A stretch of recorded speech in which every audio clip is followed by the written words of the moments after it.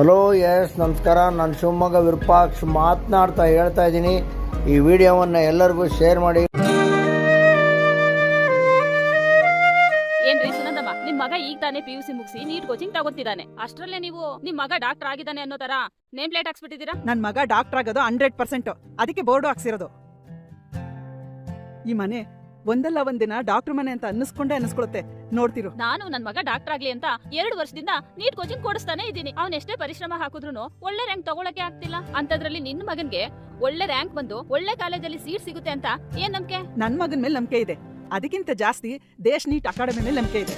ಅಲ್ಲಿ ಒಂದ್ಸರಿ ಕೋಚಿಂಗ್ ಸಿಕ್ಕಿದ್ಮೇಲೆ ಅವ್ನ್ ಡಾಕ್ಟರ್ ಆಗೋದು 100% ಗ್ಯಾರಂಟಿ.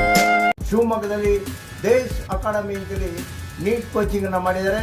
ಒಳ್ಳೊಳ್ಳೆ ನುರಿತ ಲೆಕ್ಚರ್ಸ್ಗಳಿಂದ ನಿಮಗೆ ನೀಟಿನ ಟ್ರೈನಿಂಗ್ ಅನ್ನು ಕೊಡ್ತಾ ಇದ್ದಾರೆ. ನೀವು ಯಾವುದಕ್ಕೂ ಯೋಚನೆ ಮಾಡಬೇಡಿ. ನಿಮ್ಮ ಮಕ್ಕಳು MBBS ಗೆ ಹೋಗ್ಬೇಕು, ಇಲ್ಲ ಡೆಂಟಲ್